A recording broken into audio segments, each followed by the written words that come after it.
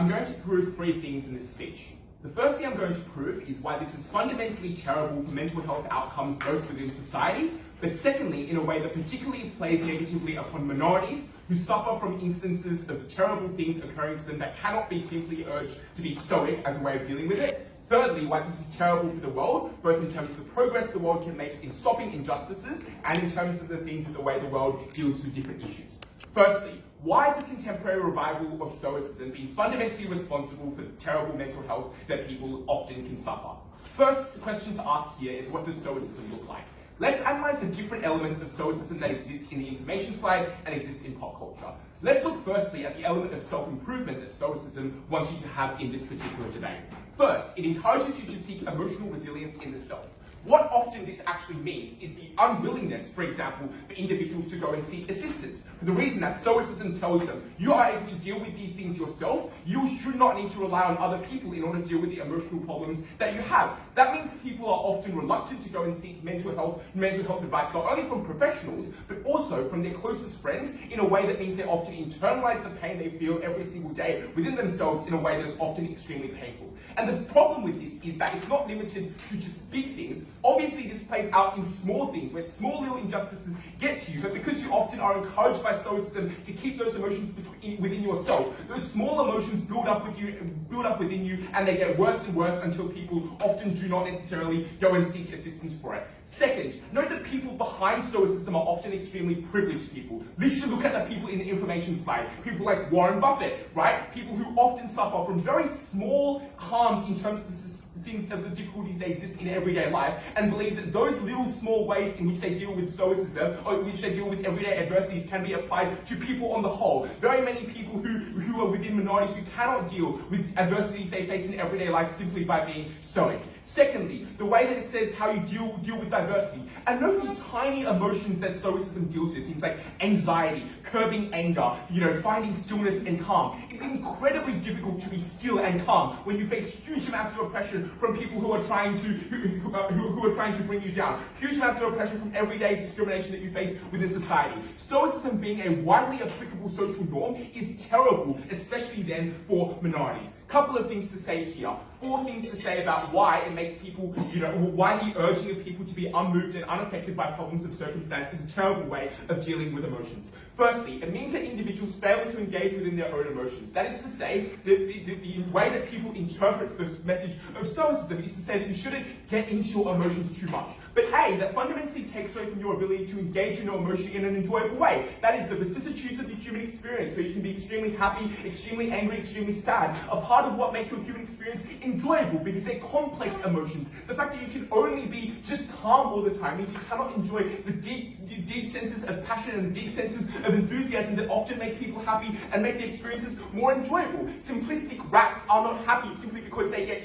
the pleasure senses rewarded all the time. Those people end up dying. Stoicism encourages you not to engage in emotions in a very deep way, which is terrible harm in this debate. Second, we also think that it means that people reject signals in their lives that emotions can tell them. That is, heavy emotions are an evolutionary method of you identifying that there is something wrong with you that needs fixing, that you need to deal with something in a way that is outside of your control. When you deal with Stoicism, you don't read and listen into the emotions that you have within you anymore in a way that is terrible in terms of your personal development and the way you deal with things. And that means the impact of this is that when people do react, they react in ridiculously extreme and unhealthy ways. And we would rather them be able to seek assistance from a world with absence the contemporary popularity of Stoicism, where they do seek assistance from other people. Fourth, it means you struggle to connect with other people. Not only because Stoicism often says, well, you don't need to connect with other people to be healthy, but you can, engage in happiness amongst yourself, but also because Stoicism says you should find joy in being your own individual. You should find joy in solitude. You should find joy in your own emotions.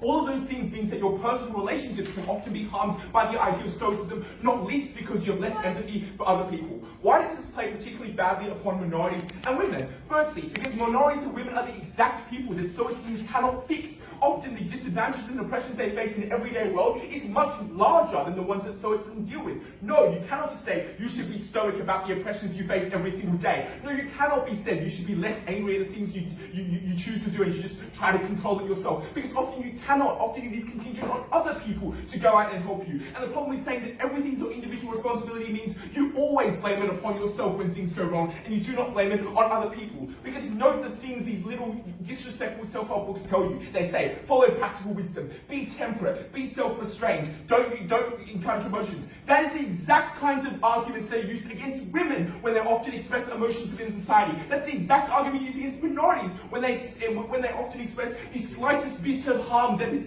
being, dealt upon them. And that is the reason why our third reason, which is why it's particularly bad for the world, is particularly impactful for this debate. Because the reason why Stoicism is very popular is because there are so many problems within society that society cannot fix, which is why Stoicism is like, yeah, no, because there are so many problems within society that can't fix, you should just be stoic about it. That's terrible. All that does is give a sense of learned helplessness, where you go, oh no, I can't do anything about this to change it.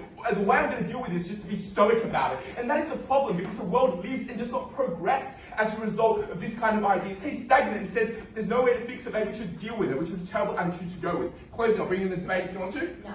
Opening. Yeah, well, if it's true that these women are people who will probably not want to believe in Stoicism, why then are there the people who would participate in this philosophy?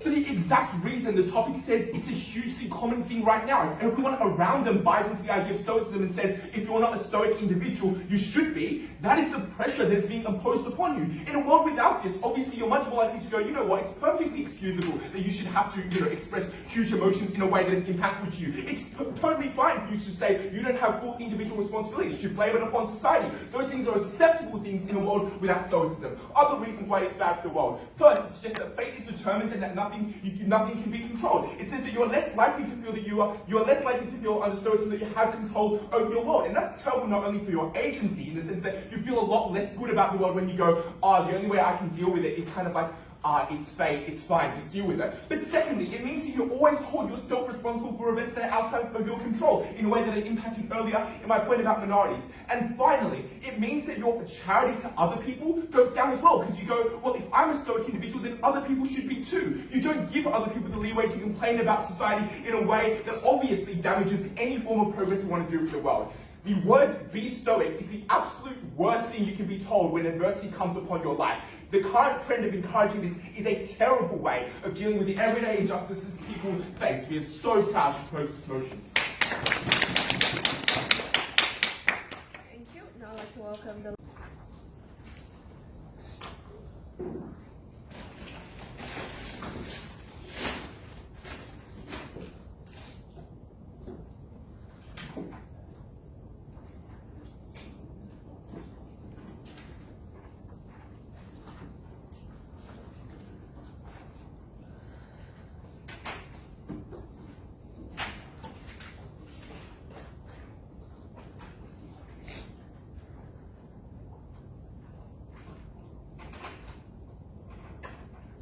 Well, that speech was a pretty good explanation of why there might be some problems if people were coerced into becoming Stoics, but that's obviously not what we're talking about. This is a debate about a trend, the revival of Stoicism, and I think some of the claims made in that speech are absolutely insane. Like, Mike would have you think that I go to a university class, I'm fucking tripping over Stoics everywhere I go, right? Like, the people most likely to opt into Stoicism are not going to be, the normal average person that is in tune with their emotions and enjoys, the highs of being really happy and enjoys, the range of emotions they possess.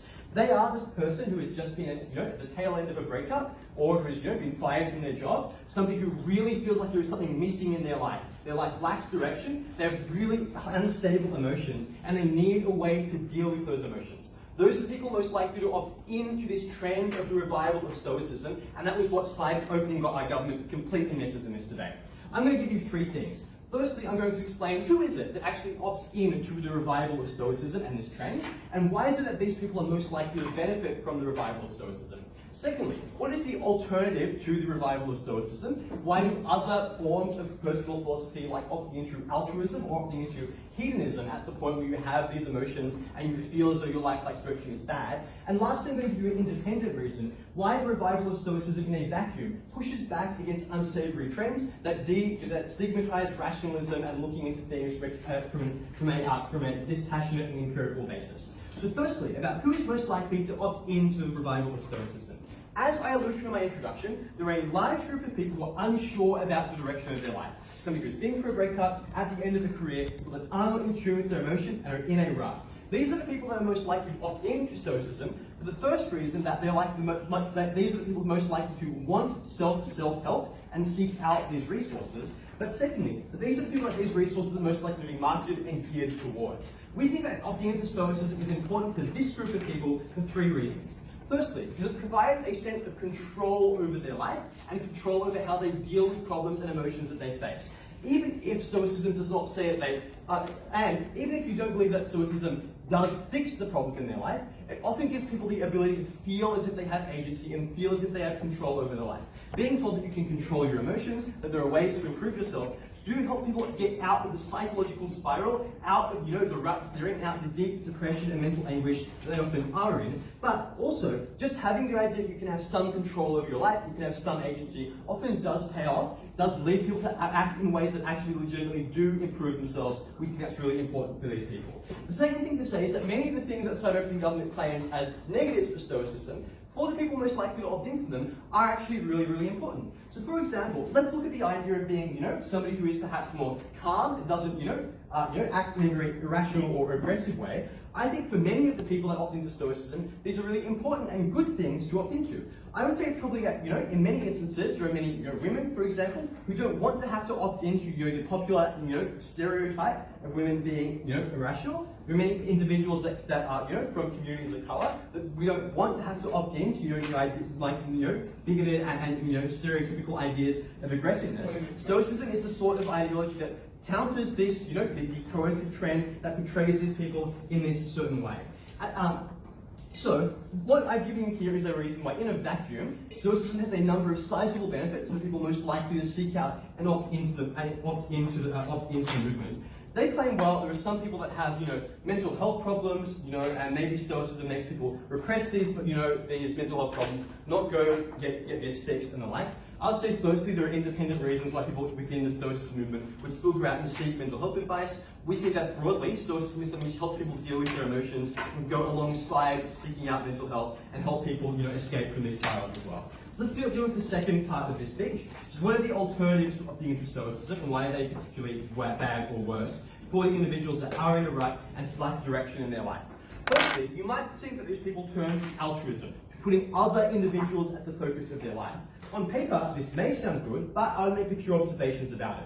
That firstly, their level of personal satisfaction and control over their life, their ability to have a career to get out of that rut is going to be far lower because they are not prioritizing themselves. But secondly, that altruism is something that can often come hand in hand with Stoicism. Stoicism can often allow you to become more effectively altruistic. That is to say, somebody who improves themselves, gives themselves a better standing in life, accesses higher amounts of wealth in their life because they've opted into that self-help that comes along with Stoicism, are more able to act altruistically in a better way as well. Secondly, though, people might opt into an ideology of hedonism, where when they are in this rut, rather than dealing with self-help, calmness, emotions, and the different central tenets of Stoicism, instead prioritize, immediate pleasure and immediate, opting into hedonism, which is bad for a few reasons. Firstly, because hedonism often plays out in very unhealthy ways. Looks like things like, looks like doing things that immediately might make your life better, engaging in particular dangerous activities and the like.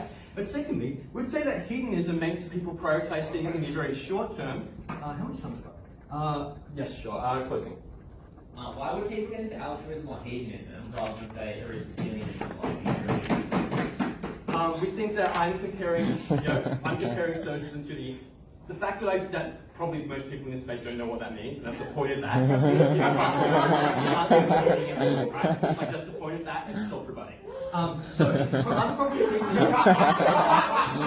other problem with hedonism is that it leads people to focus on the immediate benefits themselves rather than the long term. Self-help helps you in the long term grow and become a better person. We think we should be prioritizing long-term trends and long-term happiness of people over short-term immediate gain to themselves. Lastly, often focusing on yourselves too much can lead to large amounts of regret. Lastly, and independently at the end of this speech, we would say that the revival of hedonism is a good and welcome pushback against many unsavory trends.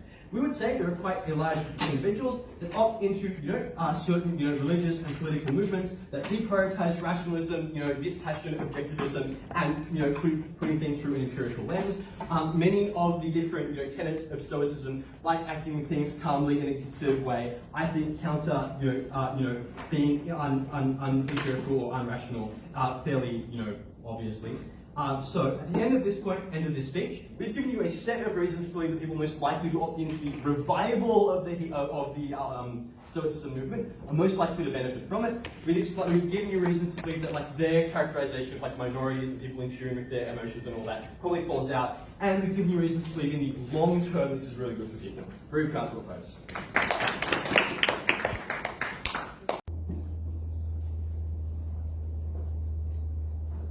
First problem with opening opposition's case is their comparative.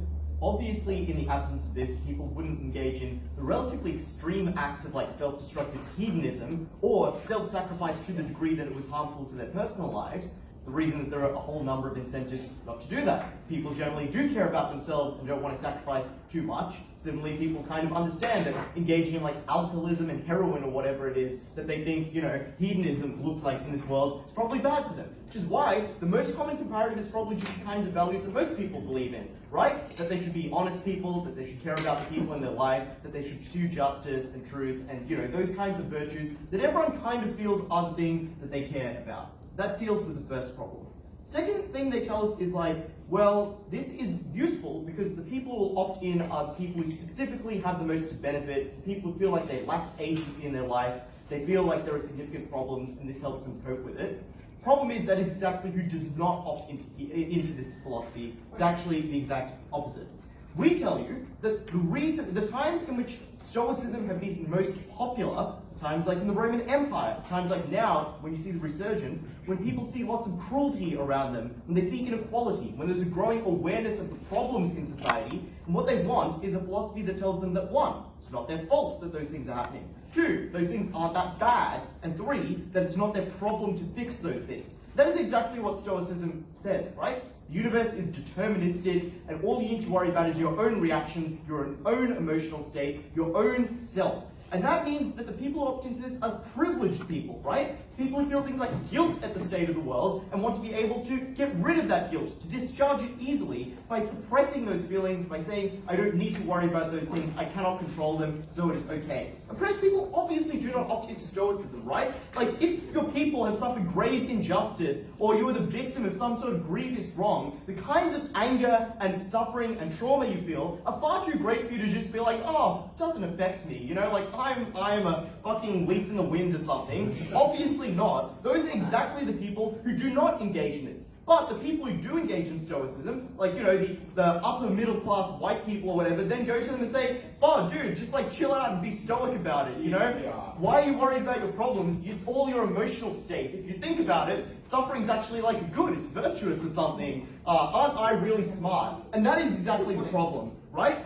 We explain to you that the people who opt into it are the people who least need it, but they make the world much worse for everyone else. So, the first harm we identified, this team does not address, injustice. We point out that this makes people far more selfish, for 5 reasons. Firstly, because if you cannot control the universe and big events, then you don't need to worry about them. Secondly, you feel that you're only responsible for yourself because the philosophy says it's about controlling your own reactions and your own emotional state, not the things that other people do. Those aren't your concern. Thirdly, because it tells you shouldn't even consider those people, your consideration should be on yourself and your emotional reaction, so you don't think about those people. Fourthly, because how can you be morally responsible for injustices that occur at a structural level if all that you have control over is the individual stuff that you do? How could you be responsible for grave injustice which occurs at, which is, structural in that way? You can't be. And lastly, because it just tells you that all those things you see around you that are terrible just aren't that bad. Because what matters isn't what occurs to you physically, it's about your own reactions to it. If you just think about it and suppress your emotions and so on, then bad things cease to be bad. So the solution to those injustices is not to stop them, it's for those people to just stop thinking about them or to engage in that stoic mindset as well. all of which reduces the impetus to actually get change. And that means that you're less likely to help each other, you're like other people, you're less likely to engage in activism, you're less likely to feel the need to bring down those structural barriers, and the people with the capacity to do so are the people who buy in, the people who are oppressed are left in the cold and are much worse off. Closing, do you have anything?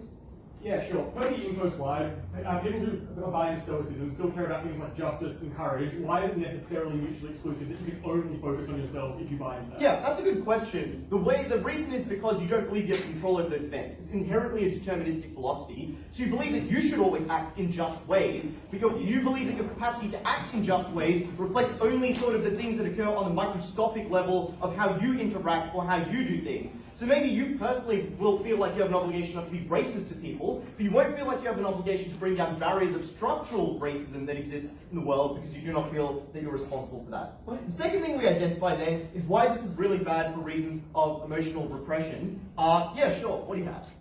If it's only privileged people that opt into this, why did Mikey spend 5 minutes talking about underrepresented minority groups? Yeah, well, he was talking about underrepresented minority groups for the reason that they get pressured into it but do not opt in, right? Like, listen to the mechanism. Bit of a waste of a POI. Second harm, then, on emotional repression. We explained to you, for a series of reasons, you're far less likely to express emotion. Firstly, because philosophy tells you it's about emotional resilience. You need to be resilient. Secondly, the words temperance and self-control, literally 6 of the 4 cardinal virtues, 2 of the 4 cardinal virtues expressed on the info slide. Thirdly, because when you think about the word stoic, what do you think about? You think about like some dude who's really strong and silent and brooding or something, which is the fourth mechanism. It's like,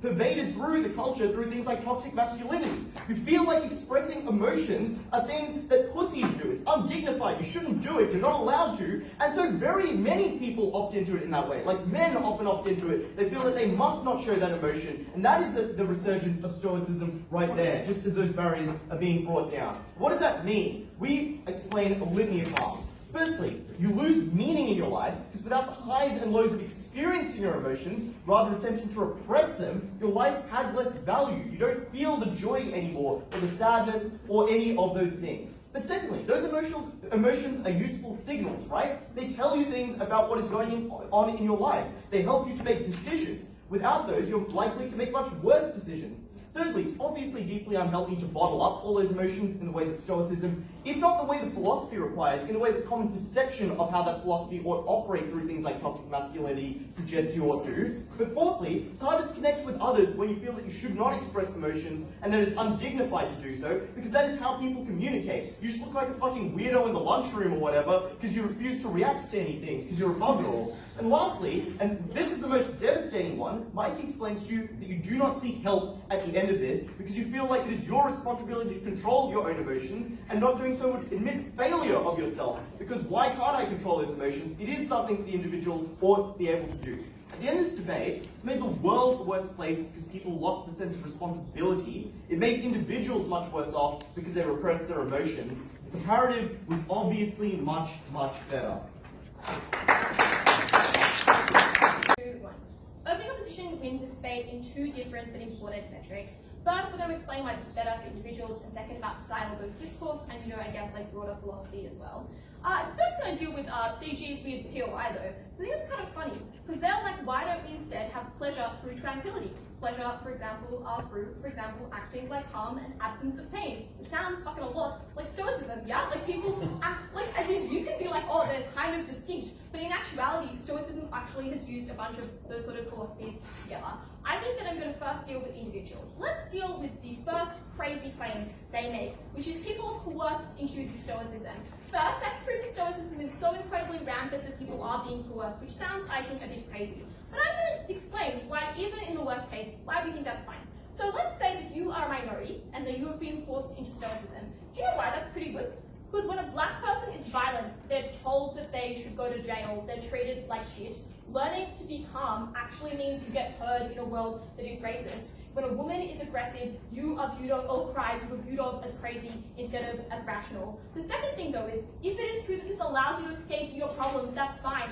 Trans rights are being decreasing every day. Abortion rights are being deleted in Texas. Disability rights are being rolled back rampantly. If it means I don't have to engage in how fucking depressing the world is, I'm probably okay with that. If at best I don't have to feel sad because I can learn how to feel nothing, I probably would rather feel nothing. But now I'm going to deal with why I think you do seek help. Because they never explain it. They're just like, if you're told to control your emotion, you'll never seek help to learn how to control your emotion. But that seems kind of counterintuitive, yeah? Because if it teaches you, you should learn how to control your emotion. And note these friends, it's not the only movement. There are movements in society that say mental health is important. There are movements that say access free, mental health checks. There's ones that have incredibly normalized it. Then it often does things like says, I should go to therapy to learn how to make sure I can practice this philosophy that I believe in. Instead, it actually would go against Stoicism to wallow and not have any emotional control. It probably does indicate you actually do seek therapy. And that's probably pretty good, because men learning emotional control probably means they treat women better. Yeah, so that's probably fine, even if it's only privileged women, or privileged men in this debate applies to. So let's talk then about their sort of, who they think it is. Because they agree it's probably only privileged men who have this unique experience. If it is true it is only privileged men who have it, let's then look at the alternatives and why I think this is probably better on an individual level. We give reasons that aren't responded to about why your general quality of life separate to movements are just probably better.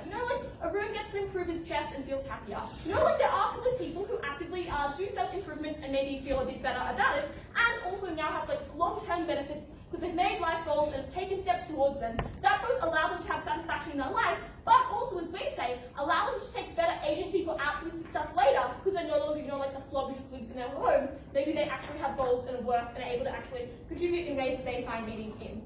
But the second thing we say is we think that at the moment, people cannot really complain in ways that are very useful, and we think that actually Stoicism allows you to find the ability to be able to communicate in a way that is heard and a way that is uniquely useful for you. Let's then deal with Udai's case, because Udai's is like, oh no, what about if, broad society teaches you that you should just all be selfish, which actually seems like hedonism instead. But let's deal with it. The important thing to note is the mechanism of how you would not get self-improvement is kind of weird, because they're like, maybe you would stop being racist. And I'm like, oh, that sounds good, all the people who Stoic believe that racism they should not do, which sounds like a benefit. But they're like, but they wouldn't actively support movements. One, until they are supporting movements without Stoicism, that was never mechanized. But the second important thing is, at the point where you're taking self-improvement, where you recognize you should not be racist, where you recognize a sense of justice and a sense of courage, that is the time when you are more likely to do things like recognize you should improve society more broadly. They're like, but you believe you can't control the universe. Yes, it is a somewhat deterministic metric, but because you believe you can access agency yourself, it's not a fully deterministic universe, yeah? It means you can do things like actually change movements, and the point when you're a better actualized human, who has more information and is a better person, you probably are more likely to participate than in the counterfactual that they never engage in at all. They're just like, what if you cared about a sense of justice, specifically Udai's alternative, yeah? It was like, what if you just vaguely care about your own friends and stuff, where yeah, this allows you to have the capacity to care about yourself, maybe better yourself and better other people. CG, do you have anything? Just come up with one in a bit. Okay, so why do you think it improves societal discourse? I'm going to deal with this in a few ways. First, let's talk about why we think that the discourse alternatives are likely to be bad. I'm really engaged with that. We think that the current movement of philosophy is one that is probably pretty saturated with other ideas, for example, of hedonism. For example, Udai is known for saying he's a utility monster and therefore justified in doing anything that is selfish. But the second thing to say is we think that broadly, there are a bunch of philosophical movements that also teach you, for example, that you should, sacrifice, that often apply to women in a way that are uniquely damaging. So if it's true this is applied to women in a way that means you should focus on yourself and be selfish, that is probably something we are happy with. But the second thing we think to say is that we think that this actually fights back against trends, for example, that are anti-factual. For example, a lot of the current trends prior to Stoicism are things like, you should be able to interpret the world in different ways, that feelings are more important, that we shouldn't do things like value factualism. Actually, weirdly, the rise of Stoicism combined with things like factualism. No, CG. Marcus Aurelius wrote in the Meditations that whenever he hugged his child, he would remind himself that he will die.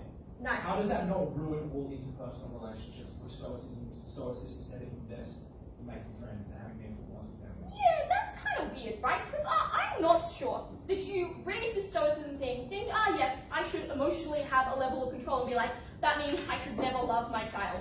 Obviously, people relate to Stoicism in a way that they also exist with ways that are intuitive to them. Yeah? Because you internalize that narrative in a way that is useful to you, people do not automatically read the worst version of Stoicism and be like, nailed it. You know, like obviously there is a variety of Stoicism. People often indulge in ways that help themselves. This is probably a pretty good one. The second thing we say though is we think that it's actually probably likely that the trends for society broadly improve because Stoicism and teaching of emotional regulation actually is probably an important thing for people to recognize as something that people have the capacity to do and also allow people to have that through, for example, access to mental health that improves those sort of things more broadly, but secondly because we think the alternatives are things that are probably likely to be harmful. So at the end of this, why have we won this debate for opening half and also why do we win following this? The first thing to say is we engage with both benefits to the individual that are not about the movement that they've gone unresponded to by opening half, but secondly we talk about the most vulnerable actors, for example women, who they seem to think should have control of emotion and something like that would be horrific for them, they would feel mentally depressed because mental illness is terrible and you probably should actually escape from that and be calm instead of being living in a world that hates you. And finally, because we talk about why this probably would mean you have worse philosophy, worse outcomes, and are just more of a shit person. So proud to propose.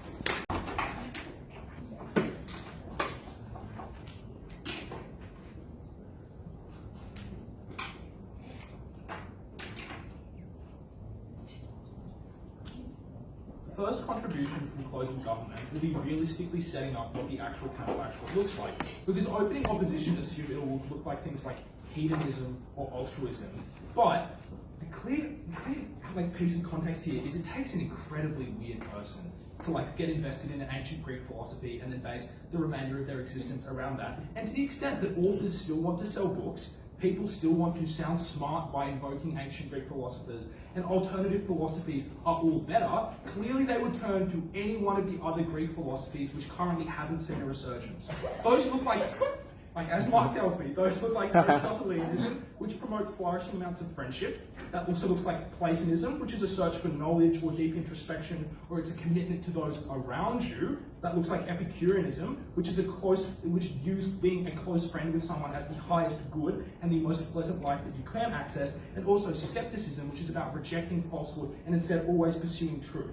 These other philosophies are the counterfactual. They would otherwise have seen a revival because the structural factors which make ancient Greek philosophy popular would still exist. And no, all of them are much better than Stoicism, which fixes the kind of deadlock in the opening half because we've mechanized the actual things they would, firstly they'll realistically turn to these alternatives, and secondly these alternatives instead of hedonism will actually be good.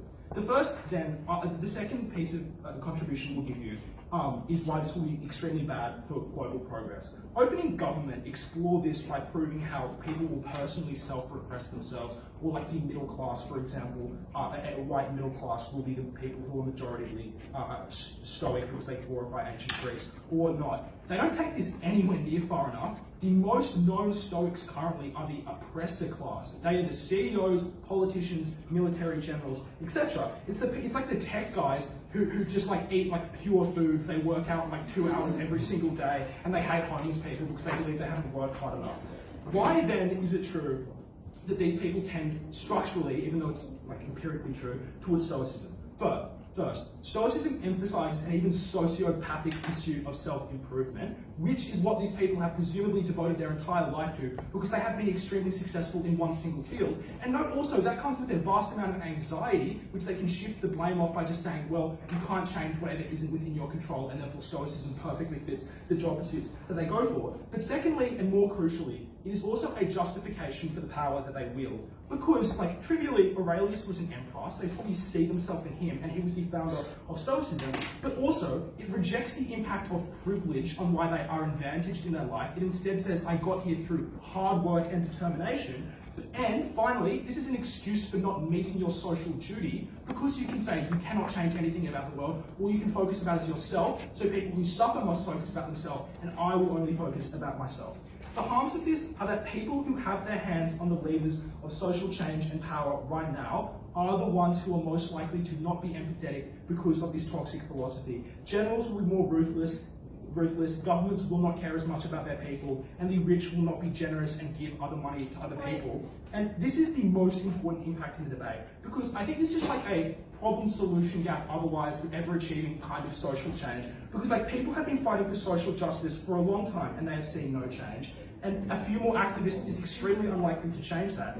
But why, like, because of structural barriers like corporations are able to donate to politicians and advertising can manipulate voters. But so crucially, we are the team which provides a mechanism for how the people who are in power will define their lives by something different. Because it's very reasonable to believe that someone who is like pretty sociopathic might define their legacy or how people consider them or their social prestige through other things in the other Greek philosophies I've mentioned, which would be like, how many people have you helped? How much have you driven society forward and been progressive? How much have you been truthful and actually got to the core of the issue? So crucially we show that people will not only define their life by this philosophy, but even if you don't believe that, it also just means they can no longer hide behind a philosophy of Stoicism for the injustices that they cause, which means it is much easier to call out. And also, all benefits I would note on personal self-improvement are far more speculative and also would be way much lower than the fact that we can literally cause things which structurally oppress people. But before I go into my third point about how this proves active harms to your mental health, which I already haven't talked about, I will take a point from that. Yeah, sure. Like Bill Gates claims to be an altruistic is like, President Epstein an absolute shithead. The oppressive class exists not because of the philosophy, but because it is convenient to them, and please engage people who are actually going to adopt Stoicism in a reasonable way. Yeah, the issue with that is that a large amount of these CEOs, especially in the context of the info slide where there is a resurgence in these opinions, often want to be seen in terms of social prestige through the philosophy that they spread to other people, right? So like, you talk about Warren Buffett and any of these other things, like firstly, you can get generational change by the fact that more people who come into these positions of power will be more likely to consider the philosophies that even if the people who initially espoused them didn't believe, will be considered the norm. But also secondly, I would just like, even if they're dodgy people, their philosophy is a visible thing, so they will donate more money because that is a visible thing which people notice. Okay, why do we prove harms to mental health? Again, this is different to opening government because they seem like frustrated with Stoicism as a philosophy, not the contemporary form of it in the info slide. We have a brief mention of self-help books, but the actual emphasis was like on like forums where Stoicism occurs. And why is that likely to be uniquely devastating for the mental health of people? Firstly, online forums have anonymity and internet culture associated with them, which means people are willing to be much crueler because they cannot be called out. And you also have arguments about like, what I think will happen in these forums is someone says like, I'm feeling so bad, I can't actually get over this thing, I can't fully believe in the Stoic philosophy. And they'll get like fucking ratioed by a guy who's like, let's go king, like, about that shit, like Marcus Aurelius, this, you know? And that's also because Stoicism is a philosophy which uniquely leans into saying that you're, like, the struggles you go through are your own. They cannot be the world's, and therefore the solidarity you can get out of that is extremely minimal. The second reason is just how people initially access Stoicism, because like when people go through a breakup, they presumably turn to like ice cream or slowed reverb songs for their friends and family. But the complex philosophy, which is first of all extremely difficult to understand for most people, because and they can't like read the seminal text, is presumably accessed through gateways like Jordan Peterson's psychological advice, which explicitly says things like alt-right commentators who just repeat you need to improve yourself. And that is very digestible and in the status quo extremely popular. But now you have forums in which this becomes more toxic and you become embedded in a community of that toxicity and negative philosophy. And thirdly, like obviously life hacks. I think by definition of the topic are probably not going to be meaningful. That was a crucial piece of characterization we provide, which actually claims the majority of the harm to open government to talk about. For that reason, extremely proud to close.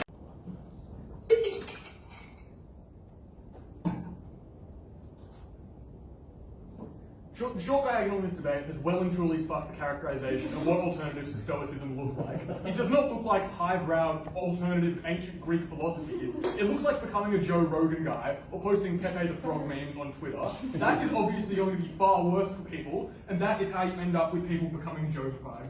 4 contributions to closing opposition in this debate.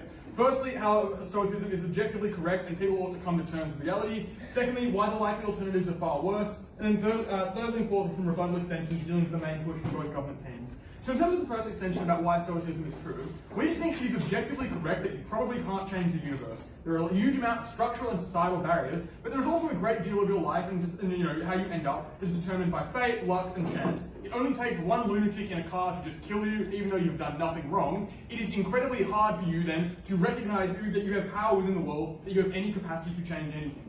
We think it is fundamentally good for people on a principled level to understand this and come to terms with their insignificance in the universe. We think a level of internal peace is possible that saves you a lot of anguish when you accept the reality that no matter what you do, you are simply unable to exercise total control over the universe. What we think you can change to a large extent is yourself, and that comparative is why CEO is going to win this debate. We would note importantly that this responds nicely to opening government's case, because we think it is true that women and minorities do face insurmountable obstacles, but that is entirely symmetrical. There are still the same collective action problems, there is still the same degree of inertia in society, of powerful interests who oppose to things like progress and change, of power structures that make it fundamentally impossible for you to get any sort of meaningful progress.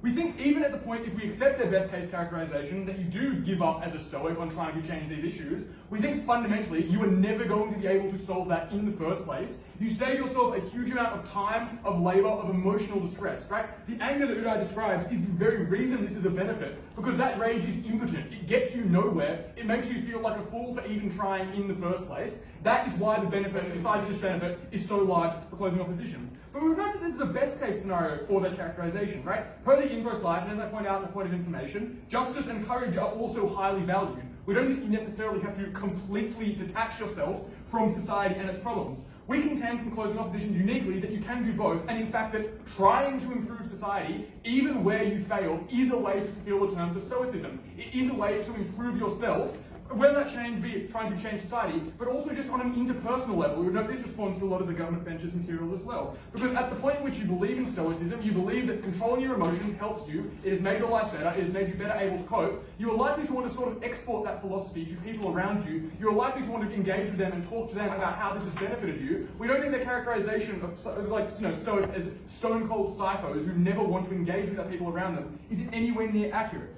Right? So, we think regardless of which combination of characterization you choose to buy in this debate, whether you can fix the societal problems or not, or whether you have an obligation to get involved at all as a Stoic or not, CEO clearly comes out ahead because we win in all of those situations. Second extension then, regarding the likely alternatives, noting that the short diagonal in particular have completely fucked this. First of all, imagine the kind of guy you have to be to get into Stoicism and actively buy self-help books from Warren Buffett and what are effectively glorified influencers.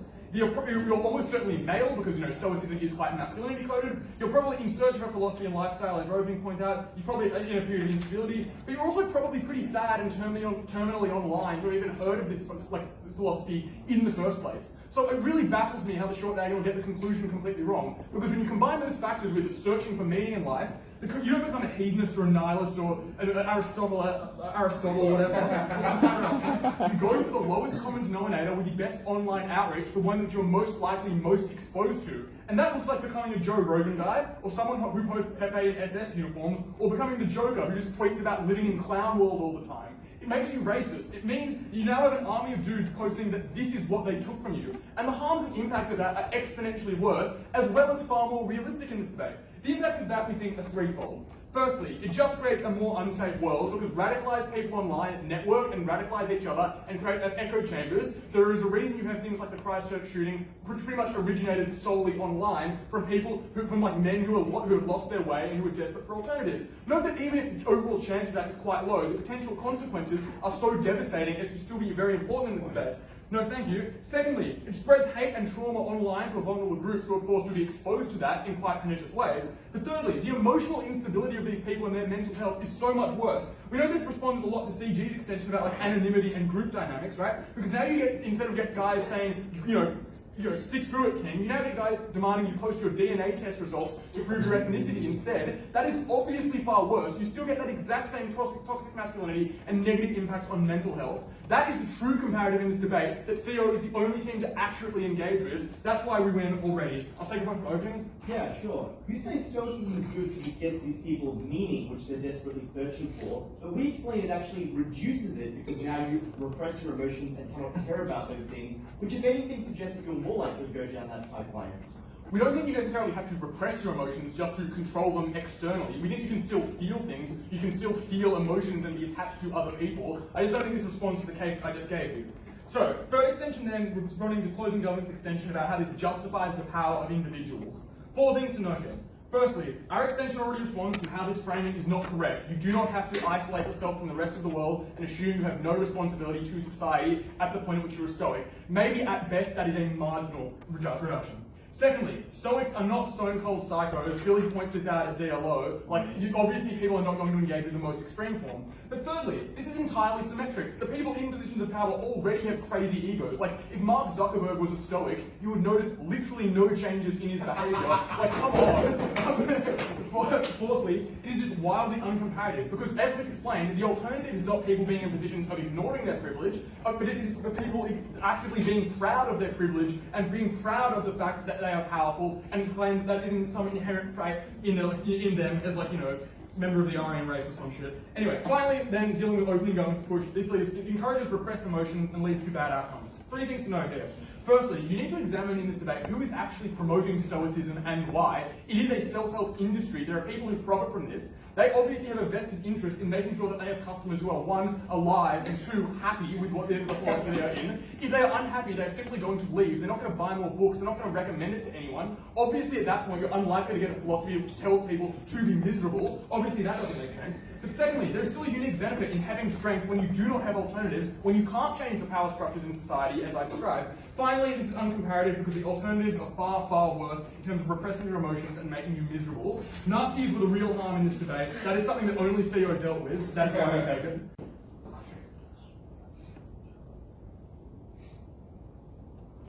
Closing opposition is out of this debate because they think that the member's autobiography is somehow persuasive to everyone else. I'll start by dealing with them, and then I'll talk about the opening half clash about the oppressed classes and their reaction to Stoicism, and then I'll talk about how the closing government's extension on the way the oppressor classes use this philosophy. And then, yeah, fingers crossed that wins us the debate. So, on closing opposition, they only have 2 extensions, but they just seem to claim they have 4. They say the first good thing is that Stoicism is objectively correct. You can't control things that are outside of your control, like the outside world, etc. So we're better off just telling people that they're powerless. We say 1, we think it's probably better that people feel they have some control over their life, that some choices are meaningful, because otherwise you don't really have any reason to do anything if you're not in control. But second of all, we would use that logic to point to the fact that you can't control yourself, right? Because you act the way you do because of the way you are and the way things are around you, and ultimately you get a regress to before you were born, therefore you are not responsible for the way you are, you can't control anything because it's all determined by past states. That fails. But also, they say you don't aspire to be stone-cold psychos. What about our point of information? It seems we're the only ones who actually know what Marcus Aurelius wrote, and they say, this is all out of the debate. Opening opposition thinks it's an esoteric text. It's the most fucking bought book on Amazon in the philosophy section. Of course it's well read by a lot of people. And it's important that this is all about you being told to do what you must do with the position you have been given. As Marcus Aurelius, you have been made emperor, you should crack down on rebels in your territory. You should organise a genocide of people in Germany, which thank God he died before executing. And so we think in that case, they do aspire to be stone-cold psychos, and we think that Stoicism is objectively wrong, at which point, bye-bye. The second thing they talk about is the counterfactual. They say they tend to be male, searching for meaning, unstable, quite sad. We literally said that already. I think that means that CEO is somehow derivative of us. Then they say, well, these people are eternally online. And they identify a pipeline whereby people who are online maybe read Stoicism books and then through that get de-radicalized, I think is their idea. But surely the pipeline goes the other way, which is fairly regular people who are at a low point in their life, find a book about Stoicism or something, and read that, and note that Stoicism is so closely tied to figures like Jordan Peterson, who tell you to sit up straight, take control of your own life, etc., just to look after yourself and clean your own room before looking at the rooms of others. And therefore the pipeline functions the other way. It gets regular people and turns them into Sam Trotter, right? That's the biggest problem, because what they do is they identify something that's a really big problem. Re-establishing our stuff on what the comparative is, because we're not talking about people who are online, we're talking about people who tend to be rather educated, white, therefore they really like ancient Greece, and people who sort of like order, etc. And we think the counterfactual in this case is things like Platonism, things like Epicureanism, and when opening op is like, oh, oh, but no one's heard of those. Like, that just means I'm surrounded by idiots. I'm not the problem, you are. We're talking about a counterfactual world, because it's very likely there's an Epicurean world where people are debating about if Stoicism would be a thing, and they were laughed at saying, who knows about Stoicism? We're saying if there was an Epicurean revival, people would know what Epicureanism is. If there was an Aristotelian revival, I don't know, like, it's not my fault people in this room aren't reading Martha Nussbaum. At the end of that, closing opposition only ever furnishes us with good points, because this is objectively incorrect in that it tells people to aspire to be stone-cold psychos, and the counterfactual falls to us. So, let's talk about the opening half on the oppressed classes. Basically, the reason we get ahead of opening government is because, first of all, we simply have better mechanisms. I don't think many of these really get replied to. The first of these forces people to retreat into an online, toxic community from which there is no escape. Second of all, it draws them away from their family in the way that your family, being external to you, out of your control. Therefore, what you shouldn't do is invest any of your well-being in their well-being. Therefore, you should try and be as self-sufficient as possible. That is literally Marcus Aurelius. Third of all, it promotes sort of like getting into right-wing narratives and the sort of self-hatred that comes with that. The fact that, for instance, you don't have a trad life, the fact that you don't have like 14 white children. At which point, we think that in closing government, we better mechanise what happens. But second of all, we're the only side that actually completes the mechanism because we provide a counterfactual. In the opening government does a quite good job at saying how Stoicism is suboptimal, but what we do is we sort of complete the argument and say that Stoicism is bad and everything else is better than that, right? Because it could be the case, I'm not going to knife them, I think they're doing great. It's worth noting how this then deals with opening opposition's claims. Because they say Stoicism is good because it gives people a feeling down, a sense of control and consolation. They say that, for instance, it teaches you to like self-improvement, and it gives you sort of things that you can be satisfied with. But to the extent that every other philosophy provides that, but in a better way, in a way that doesn't tell you that you are a failure if you feel bad about things, in a way that actually allows you to reach out to friends and celebrates friendship, in one that allows you to take part in political projects and feel connected to the community, in that sense, closing government delivers all of opening opposition's benefits, but twofold, right? Last of all, on the oppressor class. We think this is the most important issue. One, because the majority of Stoics belong to the oppressor class. That's because there is a barrier, an education barrier to entry. There's like basically a race barrier to entry, and that people who tend to be into Stoicism tend to be people who idolize ancient Greece. They tend to be white people. But also, it's people who really support order, and people who think that the status quo is good and things shouldn't really be changed. But second of all, we think the oppressor class is the most important, because in this debate, they're the ones who are most able to create change, right? Because it might be the case that we really mobilize the down and out, but the down and out might not be able to actually create change. But on our side, what we do is we point to the way that politicians or the rich or generals, for instance, are the ones who really buy into Stoicism, and therefore they're the ones who are most able to change their own actions, but Stoicism gives them license not to do that. Before that, opening. Yeah, sure. We say that there are a bunch of people who can engage in Stoicism in a way that just applies to them, that allows them to engage better in discourse, to be heard more in society, and to feel like they have a better control over their own lives specifically. Why is that specifically a harm? The oppressor class will have genocides happily without Stoicism. Okay, so basically, like I already dealt with that, as in you can still feel heard, you can still feel comfortable with yourself on any of the other counterfactuals that Bennett so eloquently exposited, but also, we think, you say it's like, well, the people on top are going to be bad regardless. We think that is most certainly the case, but we think the bad are worse if they have Stoicism. That is because what it does is it gives voice to their worst instincts. It says that they are the only ones that matter. It says that their power is justified. It says that them doing anything good is kind of useless, because what they should do is just fill their role as a cog in the system. But we think on our side what happens is, one, they're simply likely to behave better. And this need only be marginal in order for us to win the entire debate, because insofar as we slightly temper the worst instincts of the ruling class, and that means the generals are likely to be less brutal, politicians are less likely to oppose tax increases and things like that, we do get significant benefits because we're talking about such a powerful group only taking small actions. But second of all, they can't point to Stoicism to justify their really bad actions. At the end of the day, this is the most important thing, because ultimately we might get small changes there, but they're so much bigger and they solve the problems that opening half only tries to solve. That's why closing government's ahead.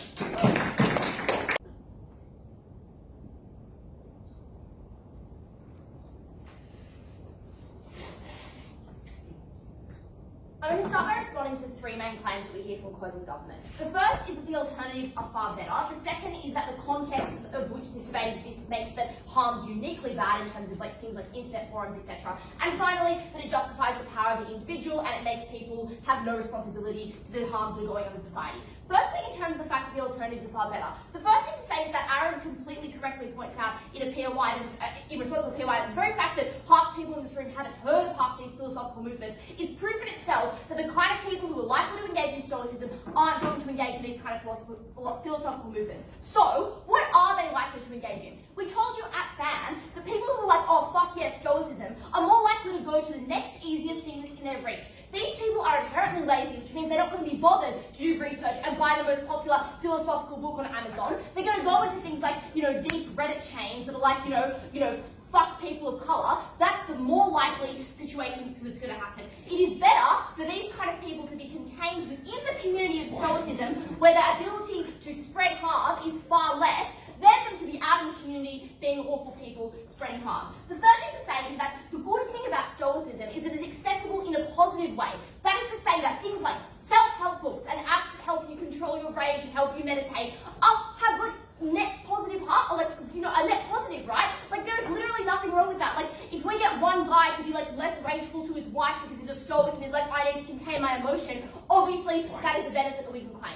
Secondly, they tell us that the context in which this debate operates means that Stoicism operates in a uniquely bad way through things like internet forums. The first thing to say is that if Stoicism is as popular as they are characterizing, likely there is going to be a more wider demographic of people who participate in these internet forums, right? So it's less likely to be this like deep cave of like disgusting like men talking to each other. Maybe that is some of them, but it's not necessarily all of them. Whereas if you don't have Stoicism, the kind of people that will move to the chains that I've talked about are just that demographic. It's better to have the benefit of having some form of diversity on it, right? The more likely thing that's going to go down in these forums, also to say when it's Stoic specific, is like, no dude, calm down when something frustrating but not that bad happens in your life, like you go on a bad Tinder date, someone's like, well, instead of like bashing them up, like, kind of calm down and meditate, for example.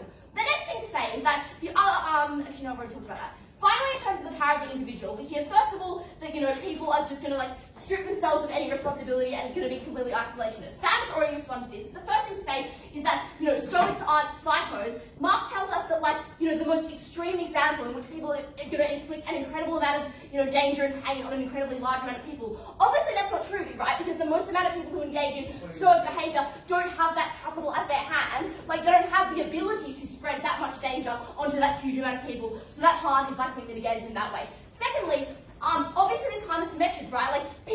Like people who are already in power, are already arrogant and egocentric, so the harm exists on both sides. But finally, the alternative is like being proud of of your privilege and proud that you're not part of the minority community, etc. That is obviously worse. Now let's respond to what opening government tells us. That's firstly in terms of mental health, and secondly in terms of minorities. In terms of mental health, they tell us a few things. The first thing they say is that you're unlikely to seek up help, you're going to bottle in all your emotions, that's obviously bad. The first thing to say is that that's untrue, right? Because the people who are at the forefront of these movements are obviously incentivized to encourage people to seek out mental health supporters. Obviously, they want people to be a part of Stoicism so they can sell novels, for example. They obviously don't want everyone within that philosophical movement to commit suicide or have crippling mental health issues. Obviously, also that there are other checks and balances that exist in society, like your friends and family telling you to seek out a therapist when you're going through a particularly difficult time in your life. Secondly, Stoicism is actually helpful for people who don't have access to things like mental health services, right? Because it makes you feel more optimistic about your life. It makes you feel less helpless. It makes you feel like you have more control over your situation. It makes you feel like there is a light at the end of the tunnel. So it means that people who do not have access to expensive and difficult to access mental health services are probably better off. Finally, and I think that Billie starts to explain this, is that having the ability to control your emotions is particularly useful in certain circumstances. It is useful for women to be able to control their emotions and people of colour who are likely going to be criminalised for it. It is useful to understand that sometimes we live in a world in which you can't just rage out whenever you want to. It is helpful to have something in place which allows you to control your emotions, allows you to get them under check, and allows you to understand how to respond to situations in a proportionate manner. Secondly, in terms of the impact on minorities, what they tell us is that there's now basically no incentive for anyone to make any change. A few responses to this. The first thing to say is that being a Stoic and engaging in social justice aren't mutually exclusive. That is to say, you can have a passion for social justice and also be a Stoic. But the second thing to say is that the people who are engaging in Stoicism are likely not going to be those who are passionate SJWs, right? That's not the kind of demographic that we are talking about, right? Obviously, these aren't the kind of people that this debate impacts. But on the other end of the characterization, explanation, it's important to note that potentially Stoicism actually makes you more empowered and more incentivized to pursue social justice. Why? Because you feel like you have more power within yourself, you have more courage, you have more justice, you have more practical wisdom, all things which the imbecile points out. That means you're more likely to engage in social justice potentially because you feel like you and yourself have more power to change it because you are important and a human being who has power. But the last thing to note importantly, which Sam tells us, is that sometimes there are circumstances outside of your control. So learning to live with those circumstances is incredibly important. Yeah, I think. Yeah.